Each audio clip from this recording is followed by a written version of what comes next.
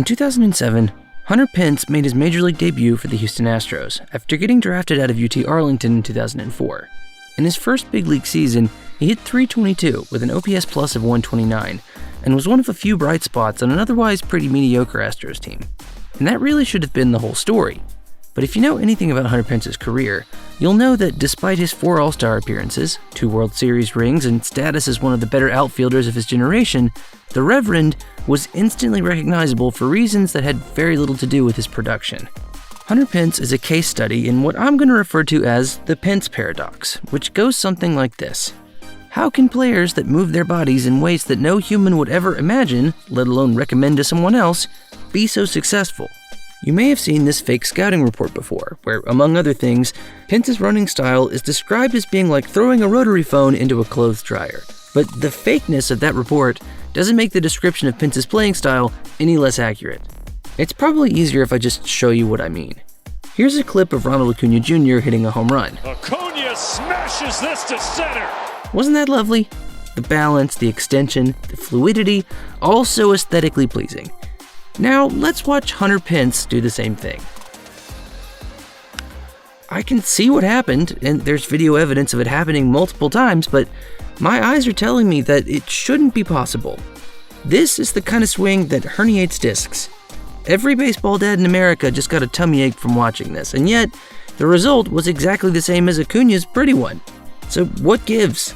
Sometimes, sports people equate things like efficiency and aesthetic appeal with effectiveness, when in reality, those are not actually the same thing. There are examples of athletes all over sports who just do things a little differently. They're not bad. In a lot of cases, they're actually quite good. They're just weird, and I think it's worth taking a few minutes to try and figure out how both of those things can be true at once. First, let's talk about why these things look weird to us. Generally speaking, humans understand the world around us through sight and sound, especially in new situations.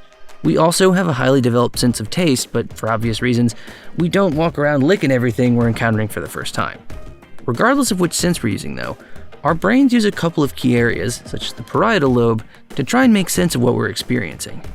This is the difference between sensation, which is the brain taking in a raw stimulus like a loud noise, and perception, which is that stimulus being translated into something we can work with. And it's that second one where things can start to get a little screwy. Our brains do not like encountering things that we don't understand, so much so that if we're experiencing something new, or just something we don't immediately recognize, our brains will try to fill in the gaps to try and make it make sense. For example, this image is very blurry, but if you look at it for a minute, you can use context clues to figure out that it's a car on a road. This video is being played upside down, but if you give your brain long enough, it can probably rotate it enough mentally to be able to figure out that it's a baseball game. But what about something that's really unfamiliar, like maybe even something that doesn't actually exist? For that scenario, let's take a look at Buckbeak the hippogriff. Buckbeak is not a bird, and yet, because he has a beak and he flies around and kind of squawks to communicate, our brains sort of translate him as one. This is because he fits more of our cognitive concept of what classifies something as a bird than he does anything else. We have to make sense of him somehow, and because he ticks enough of the bird boxes, we kind of file him into that category. Slowly and implicitly, across years of being exposed to a certain type of stimulus, our brains form what are known as psychological prototypes. Put another way, our brain creates a kind of model of what we think something should look or sound like in a given scenario, and most of the time, that's a good thing. If you're driving along a road and see something that looks like a deer about to come running out of the woods, that kind of thing can save your life. Mental prototypes and heuristics can also save you a lot of time if you're looking for something specific in a grocery store or listening for something particular in a crowded room. But they can also confuse the heck out of us if we see something that doesn't fit into our mental model of whatever that thing is. Let's pretend for a minute that you're a hitter in the mid-90s. You've seen some pretty good pitchers in your day. Your Maddoxes, your Messinas, your Clemenses, but all of that kind of goes out the window when you see this coming at you. He's throwing a ball from the mound, so it seems like a pretty safe bet that he is indeed a pitcher, but he's also 6'10", has a mullet and a mustache, and is throwing the ball about a gajillion miles an hour. What are you supposed to do with this? How would you even describe it? There's evidence that shows that our ability to understand an idea is limited by our language. If a word doesn't exist to describe a particular taste or emotion or whatever, our minds have a much harder time distinguishing them. For instance, Russian has multiple words for the color blue depending on the hue, and because of that, Russian speakers are able to discriminate between shades of blue more easily than non-Russian speakers. And I don't know about you, but if I had to try and hit against prime Randy Johnson, I would also be at a bit of a loss for words as to what was going on. The point here is that part of what made Johnson so effective was that he didn't fit the mold of what most people would consider a prototypical major league pitcher at all. The typical fundamentals kind of go out the window when you're dealing with someone with Johnson's profile, but that doesn't have to be a bad thing. Johnson pitched in the majors for 22 seasons and won 5 Cy Youngs, not in spite of his deviance from the norm, but because of it. Which brings us back to Hunter Pence. Why do we get so fixated on the idea that there's a correct way of doing things like hitting a baseball? I think it's because as sports fans, we are particularly prone to that idea of creating prototypes or mental sets relative to a particular behavior. We see this all the time when player X bursts onto the scene and is described as being the next player Y. Why do we do that? I think it's because while we may not have the familiarity or the language to describe exactly what the new person does, we do have a point of comparison. It's the same thing as the Buckbeak example. I don't know exactly what this new thing is, but it seems enough like this other thing that I'm more familiar with that's the category I'm going to put it in. Conversely, however, we don't have the language or the comparison to describe what people like Hunter Pence are doing and why it works, and because of that, we end up incredibly confused. How does someone end up playing baseball like this on purpose? I think that it's probably the combination of a couple of different things. The first is biomechanics, which I don't understand enough to make an entire video about, but do know enough to say that they definitely play a factor in this kind of thing. An athlete's physical makeup is going to determine a lot about how and why they move the way they do, and that may not look exactly how we expect it to. Take, for instance, Tim Lincecum, Hunter Pence's former teammate with the Giants. Lincecum was listed at 5'11", 170, but despite that small frame, Lincecum was able to generate enough power to both throw his fastball in the mid-90s and then also use it to win back-to-back Cy Youngs. But did it look normal? No. Lincecum's pitching mechanics were built around getting as much as possible out of his body type, and the result was him absolutely yeeting the ball out of his hand like a rocket every single time he threw it. It wasn't super sustainable, and Lincecum's career ended depressingly early, but he did what he had to do to be effective, and more importantly, for the sake of doing it well, he did it consistently. That's the second factor in how someone learns to move like Hunter Pence. If you start doing it a certain way, and it works, then why change?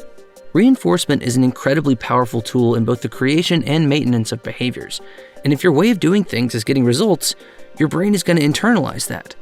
Tim Tebow's throwing motion became a big topic of conversation when he was getting drafted, and if you go back and watch it, yeah, it does kind of look like he's throwing a javelin. But he won the Heisman. His NFL career might have gone a little better if he'd taken the time to rework that motion, but why would he have? Altering the neural connections that your brain and muscles have spent years developing takes a ton of work. It's so much harder than people think. And he was one of the greatest college football players of all time, doing it the way he'd always done it anyway. I'm convinced that the mechanics weren't the biggest problem there, because plenty of athletes, including quarterbacks, have had incredible pro careers using movement patterns that no one would consider fundamentally sound or conventional. But just because we don't get it or haven't seen it before, doesn't mean it can't be effective. This is what the Hunter Pence paradox is all about. We've already mentioned how our perception is driven by making sense of what we're perceiving, but what if what we're seeing doesn't make sense? The Hunter Pence paradox states that even if a movement isn't technically or fundamentally correct, the weirdness of it can give the athlete an advantage, specifically because it doesn't make any sense to the people trying to figure it out.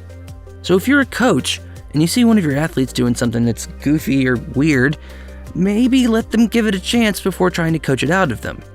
There's a chance that that's the most natural way for their body to do that movement, and if it ends up being effective, if for no other reason than people just don't know what to make of it, maybe you just let it ride. I'd like to imagine a future where the Hunter Pences of the world are no longer the ugly ducklings, and instead, all of our games are filled with beautiful, majestic, yet incredibly awkward swans who have been given the freedom to spread their wings however they see fit. But until that happens, let me just leave you with one parting thought. Maybe there isn't one right way of doing things, but instead many different ways that can be right under the right circumstances. Adopting that mindset could be the difference between someone like Hunter Pence being considered too weird to be a major leaguer, or them using that weirdness to become everyone's favorite major leaguer.